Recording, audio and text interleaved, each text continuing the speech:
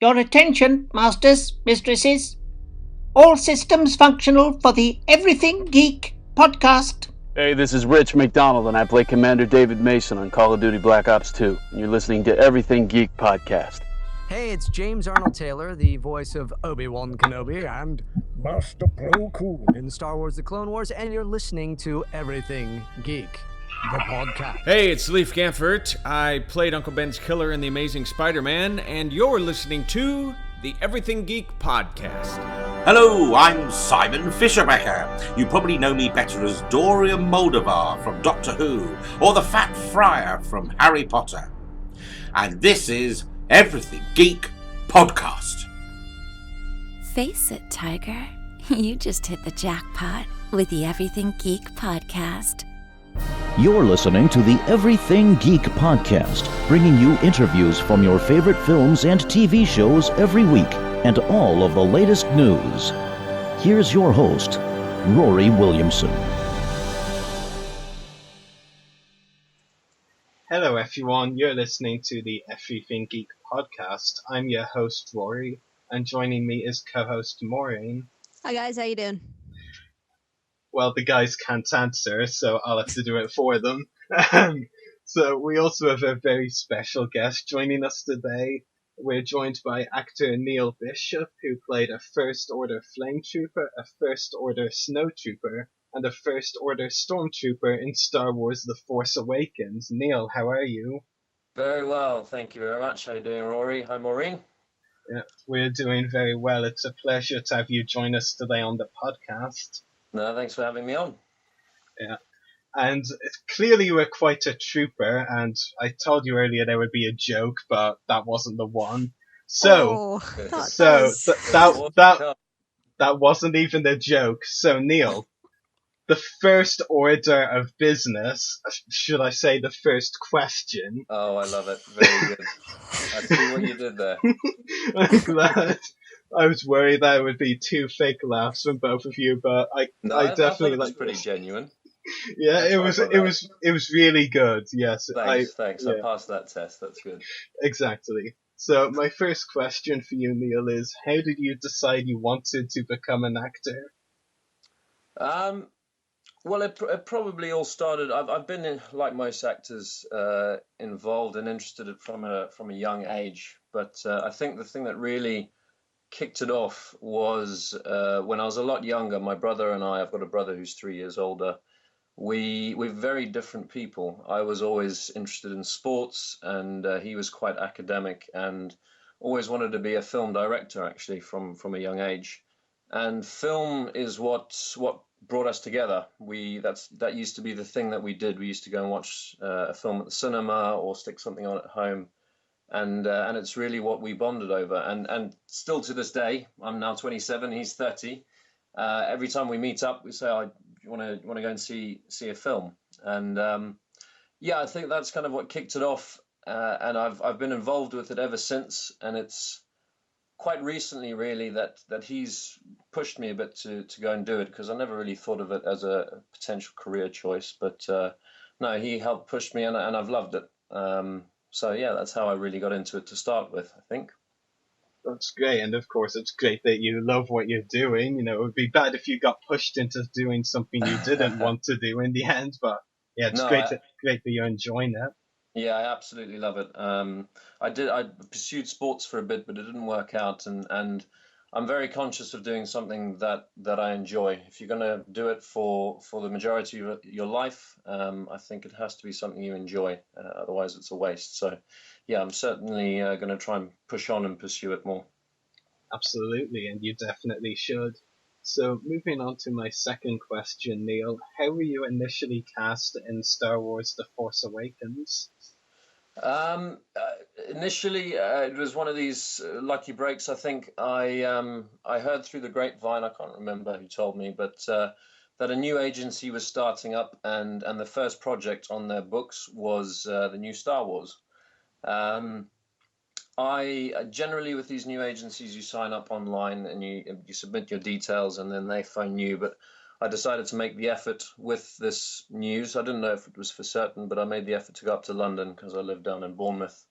and sign on them and see them face to face. And on the back of that, I got a call to go get fitted. I scraped the fitting just on the suit size because I'm one of the bigger frames for the suit. And then from then we went to boot camp. I think there were probably about 120, 150 of us at boot camp, and we were ranked on our ability to march, gun handling, walking upstairs in the suit, which was quite a funny test. And then from that, we were put into our individual groups, and 8 of us were whittled down to be the core buddy group, as it were.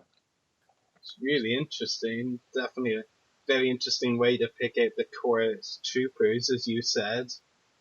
Yeah, I think it was, and it was quite a harsh thing at the time, especially you knew a few people there, and if you weren't put in the same groups, because you didn't have a lot of time to prove yourself, and then the suits were quite hard to move in, especially if you were a little bit shorter. But yeah, they did what they had to, and I was lucky enough to be one of the core 8s, and so we used a lot in the film, which was great. I didn't know it at the time, but yeah, it went on to be very fruitful. Definitely, and we'll get into more of that in a moment, of course. So my next question, Neil, is were you a Star Wars fan prior to being cast in The Force Awakens? I had seen all the films. I have to admit, I wasn't. I didn't dislike the films at all, but I wasn't its biggest fan. I had seen all of them, but I think somebody put it quite aptly in that I think I'm part of a lost generation with Star Wars, and the fact that the newer 3 that were made previous to The Force Awakens really weren't appreciated as much by the original fans, and I think those were the 3 that I grew up on. So no, until I started filming this, I wasn't the biggest fan, but yeah, it's amazing how things change, and you wouldn't say that seeing the vehicle I drive around in a van with graffiti art of Star Wars on the side. So yeah, it's definitely changed me, that's for sure.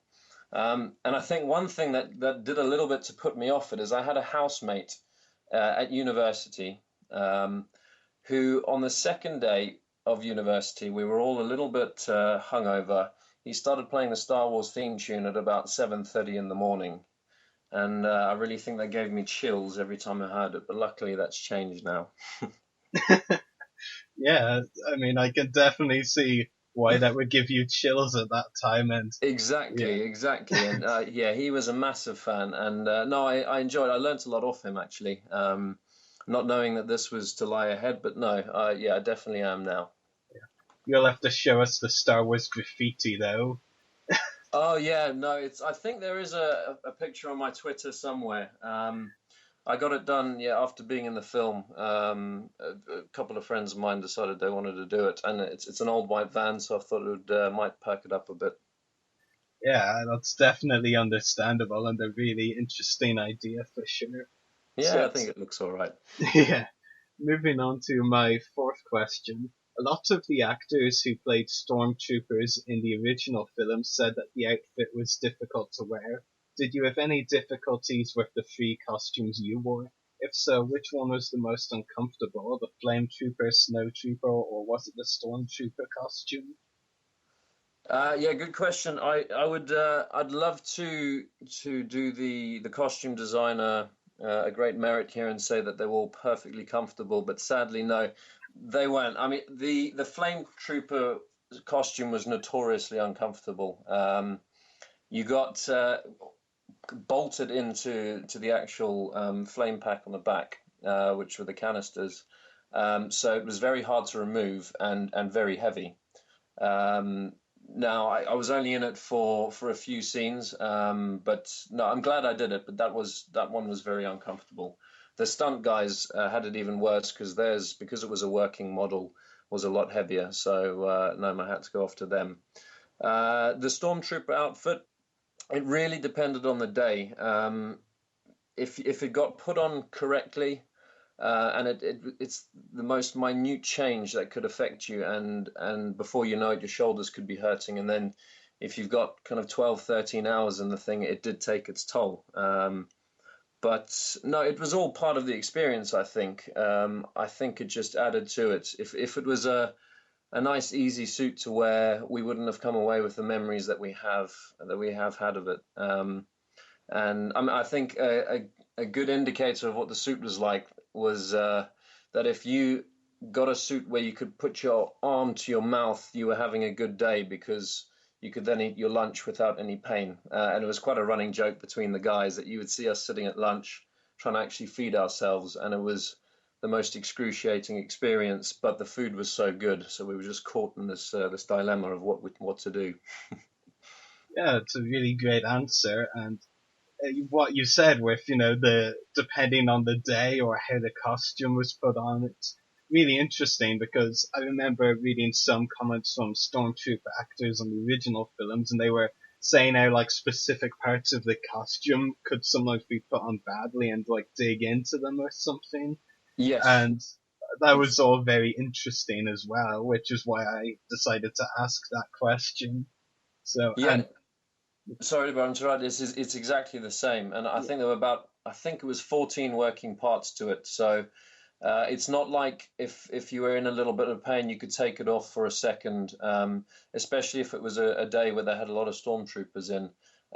Once you were in it, you were in it, and you were in it for the day. So yeah, you just had to pray that it was a good day.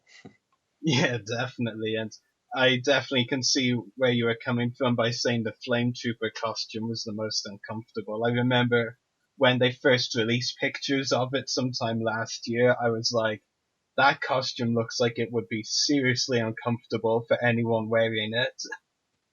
Especially because the Flametroopers were used in in the Jakku scenes in Abu Dhabi, which is like so hot anyway. Yeah, no, exactly. And the upper part of it was very heavy, but I think once you saw what it looked like on, it got rid of most of the pain, because you knew that while you were walking around, you looked pretty cool. Yeah, that's a really great way of putting it, for sure. Yeah. So, moving on to my fifth question. The First Order Stormtrooper you played is the trooper whose blaster is taken away from him by Han Solo on Takodana. What was it like getting to work with Harrison Ford briefly? Yeah, it was brilliant. I didn't know it was going to be happening until the day I was just lucky enough to be placed, using all my acting skills, playing a dead stormtrooper. While I was getting into position, JJ came over and said, "Okay, Harrison's going to be taking the gun off you." Harrison quickly introduced himself, and it was just a pleasure to see how he operates, and he's so professional, even for something that is probably less than a second in the film. But he chats to me, explained what he wanted to do. He explained how, even though I'm playing dead, he wanted a certain bit of resistance from him taking the gun so that it looked real.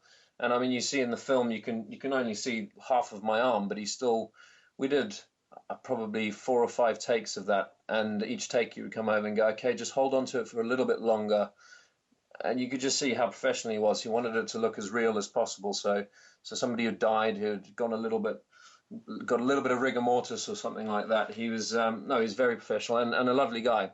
I can't really say anything more. He was great. That's really great to hear. Moving on to my next question, what were your favorite or funniest memories from working on The Force Awakens?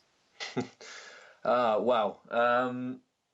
Many a favorite moment. I think the first day on there, especially, as I said earlier, not being like a massive avid fan, but the first day I walked onto set, I realized what a massive deal it was. The set was huge. The amount of people there, it was amazing. Some of the great times I had was when it was myself and Peter Alberti just on set, and one of the ones was a deleted scene, which I have a feeling may be used at the start of the next film, so I can't say too much about it, but it involved Peter and myself, and Adam Driver, who played Kylo Ren, and Donald Gleason as General Hux. and basically we had to interact with Adam Driver and try and carry him or lift him. And Adam really got into character even with the practice rehearsals.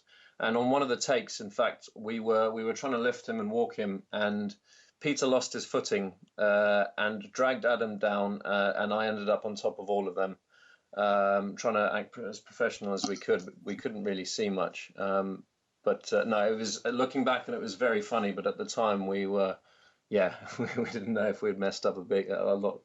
But no, it was great. And just the number of friends I'd made on there, because we worked with a lot of the core eight a lot, and I made some really, really great friends from there, with a lot of fond memories. Yeah, it's really interesting to hear, and it will be really interesting to see if what you were describing is indeed used in the next film as well, with Adam Driver, and that really does sound like it's a funny story. It sounded very awkward and uncomfortable as well. It was. It really was. Adam helped us a lot. He got up, he laughed about it. Luckily, he wasn't in pain, and we hadn't injured him, so that made it a lot easier. And no, he was a really lovely guy, which made it a lot easier for us. But no, it was a great day. And in fact, something else I remember, the day was quite short around that time. Is another deleted scene where a speeder was stolen. I think that is no knowledge now, so I can say about that. But I turned up on the day, Peter and myself again, and I was given a line on the day to say, which was absolutely great. I was over the moon, and then I started to actually think about how big a deal this was and how I had to hit my mark without being able to see out the helmet very well. And no, that was a great experience, and I'm really happy to have got that one as well. Yeah, definitely. Always great, when you get your first line in the film. Yeah, especially of that size, yeah. Yeah. So my final question for you, Neil, is do you have any upcoming acting roles or any other projects you would like to talk about? I've got a few upcomings. Some, unfortunately, I can't talk about because of NDAs, but there is one that I filmed kind of the middle of last year, which has been in post-production for a while now. It was for a group of people. It was self-funded down here, and they're looking to enter it into Cannes Film Festival very shortly. I think the cutoff's on the 15th. It's called The Cliff, and I play a teacher who's quite depressed. He's down on life, and he seeks help or advice from a psychiatrist, effectively to take his own life. And yeah, it just pans out. The story covers their relationship and how it goes, and no pun intended, finishes on a little bit of a cliffhanger. But yeah, no, that's something that's coming out, which hopefully will do all right. We'll see how it does at the film festival. And on from there, I'm also looking for a new agent at the moment. I've currently got more of a commercial agent, so I'm looking to move up to London, get another agent, and and see where it goes from there. Yeah, definitely. It's really great, and we'll be sure to keep an eye out for that film. Though I don't really care if the pun was intended or not. It was a really good pun. Thank you. It fitted quite well, I thought. Yeah, it was really good. So thank you for answering all of my questions, Neil. I'll let my co-host Máirín ask hers now. Sure. Thanks a lot. Hiya. Hi, Máirín. Gotta say first that film you're describing, The Cliff, look, it sounds really interesting. I might check it out if it ever gets distributed over here. Definitely go looking for it. It should be finished in post pretty soon, and once that's done, I think I'll be tweeting the link. I think they're going to have to keep it under wraps until it's done Cannes, and then and then hopefully it'll be available. Yeah, awesome. I'll get back on Twitter, then keep an eye out for it. Thank you.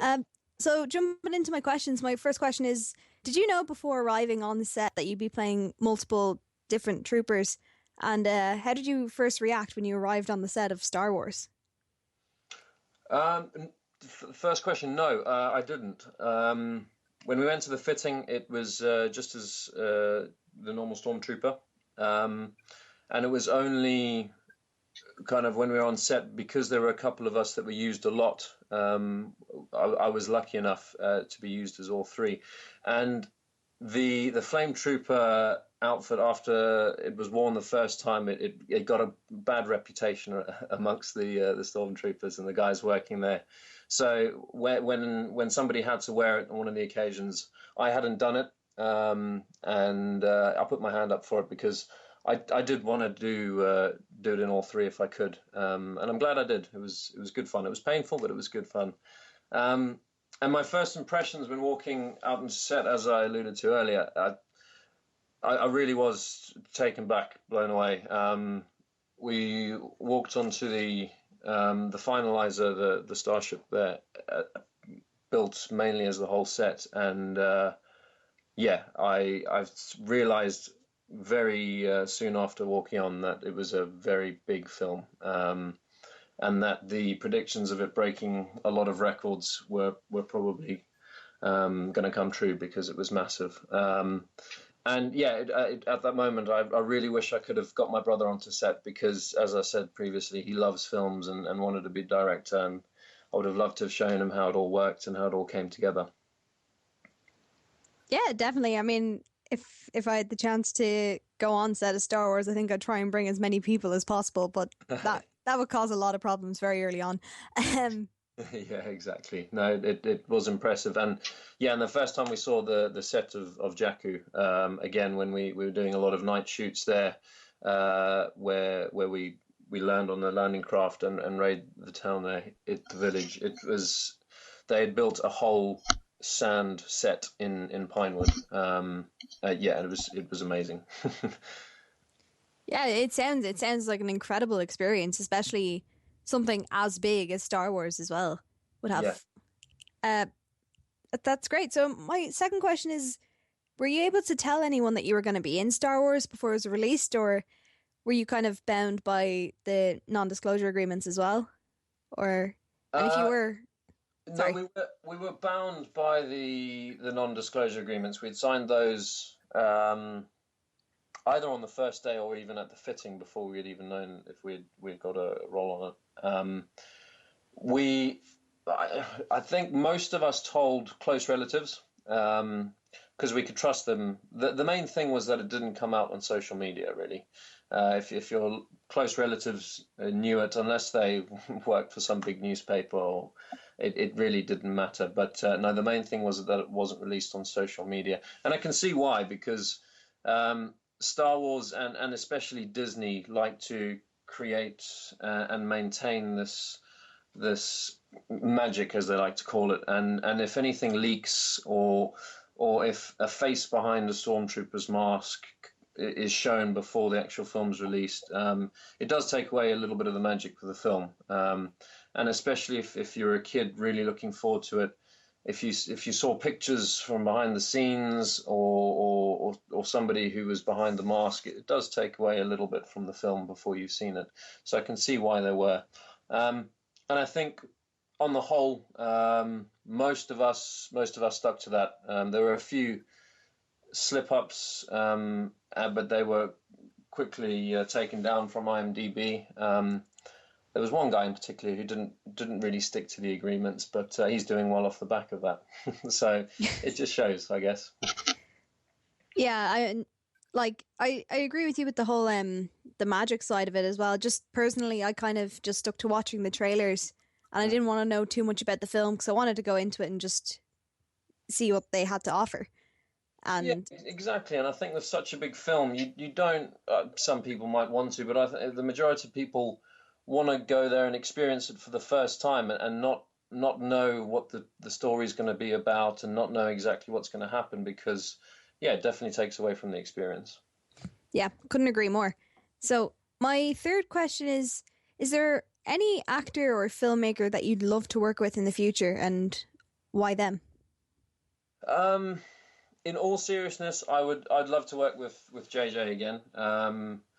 I couldn't believe how personable he was on set with people, and at some cases there were 30, 40 of us. Sometimes there were 2 of us on set as Stormtroopers.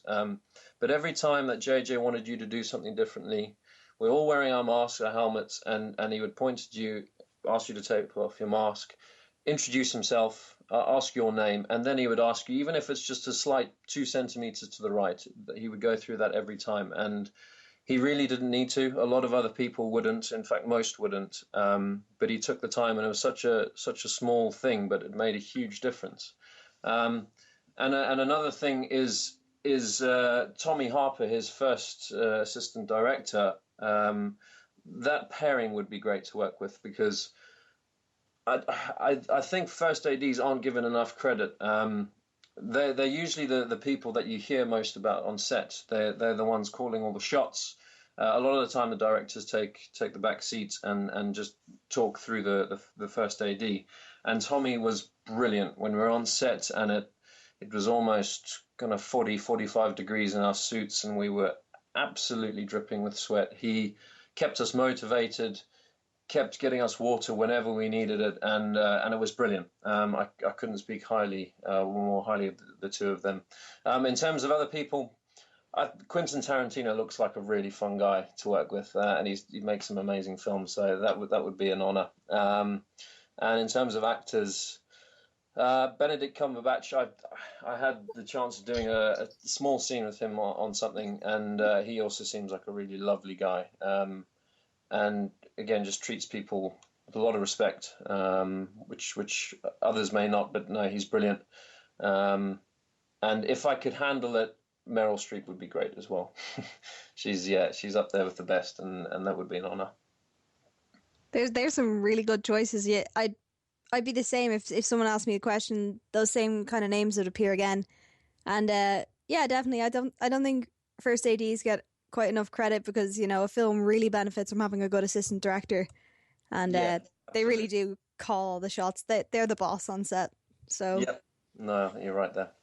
Yeah, so thank you very much for answering my questions, and I'm going to hand you back over to Ruari now. Thank you very much. Thanks, Máirín. So that's all of our questions for you today, Neil. It's been a pleasure talking to you on the podcast. Been a pleasure being here. Thank you very much. And hopefully we can talk to you again at some point.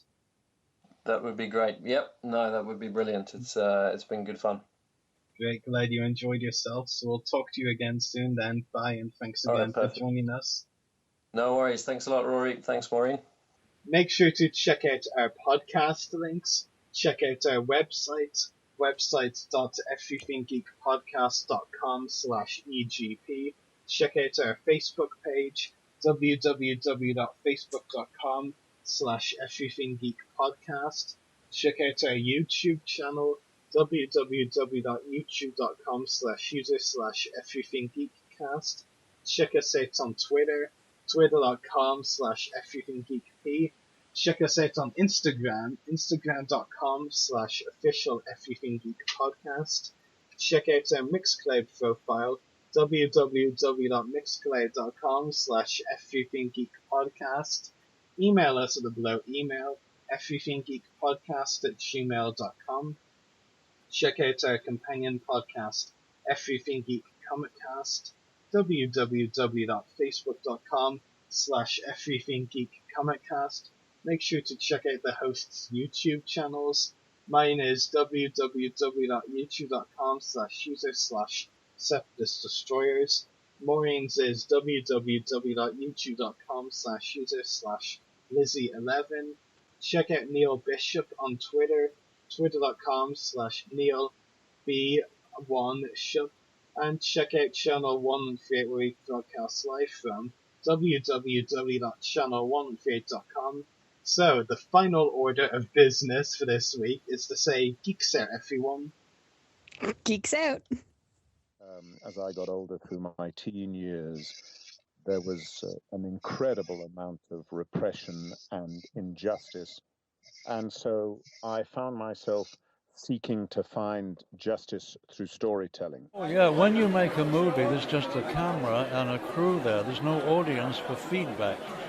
You really have no idea how the public are going to take to you. So it was a great surprise and a great privilege for me